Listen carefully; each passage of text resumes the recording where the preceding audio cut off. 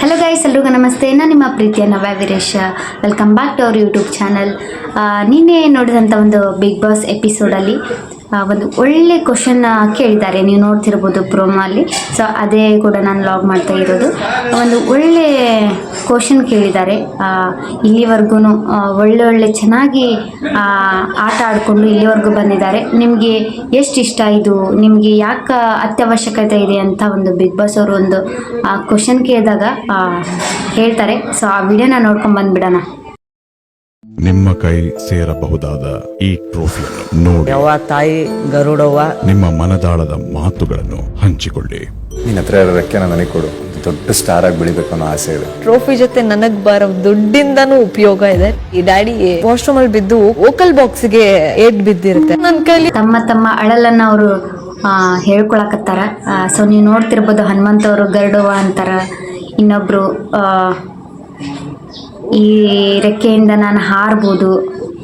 So and ಭವ್ಯಗೌಡವರು ಕೂಡ ಅವರ ಅಪ್ಪಾಜಿಯವರ voice ಕೂಡ ಅವರು ಸರಿ ಮಾಡ್ತಿದ್ರು. ದುಡ್ಡಿದ್ರೆ ಸರಿ ಮಾಡ್ತಿದ್ದೆ ಅಂತ ಒಂದು ಫೀಲ್ ಒಳಗೆ ಹೇಳತ್ತಾರೆ. ಆ್ಯಂಡ್ ಮೋಕ್ಷಿತವರು ಕೂಡ ಅಷ್ಟೇ ತುಂಬ ಫೀಲಲ್ಲಿದ್ದಾರೆ. ಯಾಕಂತಂದ್ರೆ ಇಲ್ಲಿವರೆಗೂ ಕಷ್ಟಪಟ್ಕೊಂಡು ಬರೋದಂದರೆ ಅಷ್ಟು ಈಸಿ ಅಲ್ಲ. ತಪ್ಪು ಆಟದಲ್ಲಿ ತಪ್ಪು ಅಂತ ಹೇಳೋಣ, ಸರಿ ಅಂತಲೇ ಹೇಳೋಣ. ಒಬ್ಬರ ಬಗ್ಗೆ ಕೆಟ್ಟದಾಗಿ ಮಾತಾಡೋಕ್ಕಿಂತ ಮುಂಚೆ ಯೋಚನೆ ಮಾಡಿ ಮಾತಾಡಬೇಕಾಗುತ್ತೆ. ಯಾಕಂತಂದ್ರೆ ಮಾತಾಡಬೇಕು ಇಲ್ಲ ಅಂತಿಲ್ಲ, ಬಟ್ ಕೆಟ್ಟದಾಗಿ ಮಾತಾಡೋ ಅಂಥ ಅವಶ್ಯಕತೆ ಏನೂ ಇರಲ್ಲ. ಈ ಒಂದು ಬಿಗ್ ಬಾಸ್ ಮನೆಯಲ್ಲಿ ತುಂಬ ಪಾಠ ಕಲಿಸ್ಕೊಟ್ಟಿದೆ ಅನಿಸುತ್ತೆ ಅವರಿಗೆ. ಯಾಕಪ್ಪ ಅಂತಂದ್ರೆ ಪ್ರತಿಯೊಂದು ಒಂದು ಆಟದ ವಿಷಯದಲ್ಲಿ ಯಾವ ಥರ ಆಡಬೇಕು, ಯಾವ ರೀತಿ ಇರಬೇಕು ಅನ್ನೋದು ಪ್ರತಿಯೊಂದು ಕೂಡ ಅವ್ರು ಕಲ್ತ್ಕೊಂಡು ಹೋಗಿದ್ದಾರೆ. ನೀವು ನೋಡ್ತಿರ್ಬೋದು, ಈ ಒಂದು ಬಿಗ್ ಬಾಸಲ್ಲಿ ನಾನು ಕಲ್ತಿರುವಂಥ ಪಾಠ ಜೀವನದಲ್ಲಿ ಯಾವತ್ತೂ ಮರೆಯಲ್ಲ ಅಂತ ಹೇಳ್ತಾರೆ ಪ್ರತಿಯೊಬ್ಬರು ಕೂಡ. ಸೊ ಅವ್ರಿಗೆ ಸಿಕ್ಕಿರುವಂಥ ಒಂದು ಒಳ್ಳೆ ಅಪಾರ್ಚುನಿಟಿ ಅದು.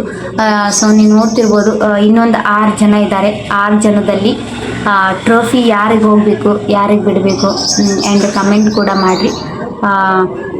ಒಂದು ಕಳ್ಕೋಬೇಕು, ದುಡ್ಡಿದ್ರೆ ಒಂದು ಪಡ್ಕೋಬೇಕು. ಯಾವುದಾದ್ರೂ ಒಂದು ತಗೋತೀನಿ ಅಂದರೆ ಒಂದು ಕಳ್ಕೊಳ್ಳೇಬೇಕಾಗುತ್ತೆ. ಸೊ ಈ ಬಿಗ್ ಬಾಸ್ ಮನೆಯಲ್ಲೂ ಕೂಡ ಅಷ್ಟೇ, ಅವರು ಪರಿಶ್ರಮ ಅಷ್ಟೇ ಸಖತ್ತಾಗಿತ್ತು. ಇಲ್ಲಿವರೆಗೂ ಅಷ್ಟು ಕಷ್ಟಪಟ್ಕೊಂಡು ಇಲ್ಲಿವರೆಗೂ ಬಂದಿದ್ದಾರೆ ಅಂತಂದರೆ ಅಷ್ಟೊಂದು ಈಸಿ ಮಾತಲ್ವೇ ಅಲ್ಲ. ಸೊ ಅವ್ರವ್ರ ಅಳಲನ್ನು ಅವರು ತೋಡ್ಕೊಳಕತ್ತಾರ. ತ್ರಿವಿಕ್ರಮ್ ಅವರು ಕೂಡ ಅವ್ರಿಗಾದಂಥ ಕಷ್ಟನೂ ಅವ್ರು ಹೇಳ್ಕೊಳಕತ್ತಾರ.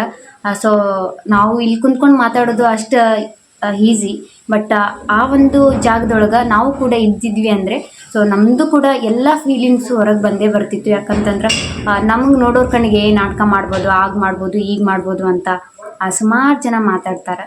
ಸೊ ನಾನು ಬಿಗ್ ಬಾಸಲ್ಲಿ ಯಾರಿಷ್ಟ, ಹೇಗೆ ಆಟ ಆಡ್ತಾರೆ ಅಂತ ಕೇಳಿದಾಗ ಸೊ ಅವ್ರವ್ರ ಒಪಿನಿಯನ್ ಕೂಡ ಅವ್ರವ್ರು ಹೇಳ್ತಾರೆ. ಓಕೆನಾ? ಸೊ ಯಾರನ್ನು ಕೂಡ ದ್ವೇಷ ಮಾಡೋದು ಬೇಡ. ತುಂಬ ಚೆನ್ನಾಗಿ ಆಟ ಆಡ್ತಿದ್ದಾರೆ. ಆ್ಯಂಡ್ ಕಪ್ ಯಾರಾದರೂ ಗೆಲ್ಲಿ, ಕಪ್ ಗೆದ್ದರೂ ಕೂಡ ಅವರು ಒಂದು ಒಳ್ಳೆ ಜೀವನವನ್ನು ಕಟ್ಕೊಳ್ಳಿ. ಆ್ಯಂಡ್ ರಜತ್ ಅವ್ರು ಕೂಡ ಸಖತ್ತಾಗಿ ಆಟ ಆಡ್ತಾರೆ, ಸಖತ್ತಾಗಿ ಮಾತಾಡ್ತಾರೆ. ಆ್ಯಂಡ್ ಎಲ್ಲೂ ಕೂಡ ಫ್ಲಾಪ್ ಅಂತೂ ಇಲ್ಲವೇ ಇಲ್ಲ. ಯಾಕಂತಂದ್ರೆ ಅವರು ಸ್ಟೇಟ್ ಫಾರ್ವರ್ಡ್ ಆಗಿನೇ ಮಾತಾಡ್ತಾರೆ. ಆ್ಯಂಡ್ ತ್ರಿವಿಕ್ರಮ್ ಅವರು ಅಂತೂ ನೀವು ನೋಡ್ತಾ ಇರ್ಬೋದು. ಆ್ಯಂಡ್ ಈ ಒಂದು ಪ್ಲಾಟ್ಫಾರ್ಮ್ ಅವ್ರಿಗೆ ತುಂಬ ಇಂಪಾರ್ಟೆಂಟ್ ಅಂತ ನನಗನ್ಸುತ್ತೆ. ಯಾಕಂತಂದ್ರೆ ಎಲ್ಲರಿಗೂ ಪ್ರತಿಯೊಬ್ಬರಿಗೂ ದುಡ್ಡು ಅಷ್ಟೇ ಇಂಪಾರ್ಟೆಂಟ್ ಆಗಿರುತ್ತೆ. ಆ್ಯಂಡ್ ತ್ರಿವಿಕ್ರಮ್ ಅವ್ರದ್ದು ಏನಪ್ಪ ಅಂತಂದ್ರೆ ಕ್ರಿಕೆಟ್ ಆಗಿರುತ್ತೆ, ಇನ್ನೊಂದು ಮೂವೀಸ್ ಆಗಿರುತ್ತೆ. ಎಷ್ಟೋ ಮೂವಿಗಳಲ್ಲೂ ಕೂಡ ಅವರು ಮೂವೀಸ್ಗಳನ್ನು ಮಾಡಿದ್ದಾರೆ. ಆ್ಯಂಡ್ ಈ ಒಂದು ಪ್ಲಾಟ್ಫಾರ್ಮ್ ಅವ್ರಿಗೂ ಕೂಡ ತುಂಬ ಉಪಯೋಗ ಆಗಿದೆ. ಒಂದು ದೊಡ್ಡ ಸ್ಟಾರ್ ಆಗಿ ಬೆಳಿಬೋದು. ಆ್ಯಂಡ್ ಪ್ರತಿಯೊಬ್ಬರು ಕೂಡ ಅಷ್ಟೇ, ಮೋಕ್ಷಿತ ಆಗಿರ್ಬೋದು, ರಜತ್ ಕೂಡ ಆಗಿರ್ಬೋದು, ಭವ್ಯ ಅವರಾಗಿರ್ಬೋದು, ಆ್ಯಂಡ್ ಉಗ್ರಂ ಮಂಜು ಆಗಿರ್ಬೋದು, ಪ್ರತಿಯೊಬ್ಬರು ಕೂಡ ಈ ದುಡ್ಡು ಅನ್ನೋದು ಎಷ್ಟು ಇಂಪಾರ್ಟೆಂಟ್ ಅಂತಂದರೆ ಲೈಫಲ್ಲಿ. ಸೊ ನೀವು ಭವ್ಯ ಅವರು ಹೇಳ್ತಿರ್ಬೋದು, ಒಂದು ನಮ್ಮ ತಂದೆಯವ್ರ ವಾಯ್ಸ್ ನಾನು ಸರಿ ಮಾಡಿಸ್ಕೋಬೋದಿತ್ತು, ಅವತ್ತಿತ್ತಂದರೆ ನಾನು ಸರಿ ಮಾಡಿಸ್ಬೋದಿತ್ತು ಅಂತ ಹೇಳ್ತಾರೆ. ಸೊ ಅವತ್ತೊಂದು ದಿನಕ್ಕೆ ಅವರು ದುಡ್ಡಿದ್ದಿದ್ರೆ ಮಾಡಿಸ್ಬಿಡ್ಬೋದಿತ್ತು ಅಂತ ತುಂಬ ಕೊರಗ್ತಾರೆ. ಬಟ್ ಏನು ಮಾಡೋದು, ದುಡ್ಡು ಅನ್ನೋದು ಎಷ್ಟು ಇಂಪಾರ್ಟೆಂಟ್ ಅಲ್ವಾ? ಸೊ ಯಾರಿಗಾದರೂ ಕಪ್ ಸಿಗಲಿ, ಸೊ ಅವರು ಒಳ್ಳೆ ಜೀವನವನ್ನು ರೂಪಿಸ್ಕೊಳ್ಳಿ, ಒಂದು ದೊಡ್ಡ ಸ್ಟಾರ್ ಆಗಿ ಬೆಳೀಲಿ. ಆ್ಯಂಡ್ ನಿಮ್ಮ ಸಪೋರ್ಟು ಯಾರಿಗಿರುತ್ತೋ, ಯಾರು ಚೆನ್ನಾಗಿ ಆಡ್ತಿದ್ದಾರೋ ಅಂಥವ್ರಿಗೆ ಕೂಡ ವೋಟ್ ಹಾಕಿ.